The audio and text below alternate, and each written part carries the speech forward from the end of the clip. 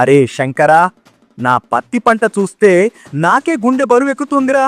మొక్కలు బలహీనంగా ఉన్నాయి, కాయలు కూడా చిల్లిగవ్వ బరువు లేవు.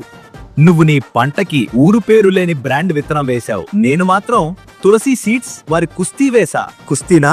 దానిలో అంత ప్రత్యేకత ఏముంది? ఒకటి ఏంట్రా, మొత్తం 7 ప్రత్యేకతలు. అన్ని రకాల నేలలకు అనువైన హైబ్రిడ్. ప్రతితీత చాలా తేలిక, కూలీల ఖర్చు తక్కువ.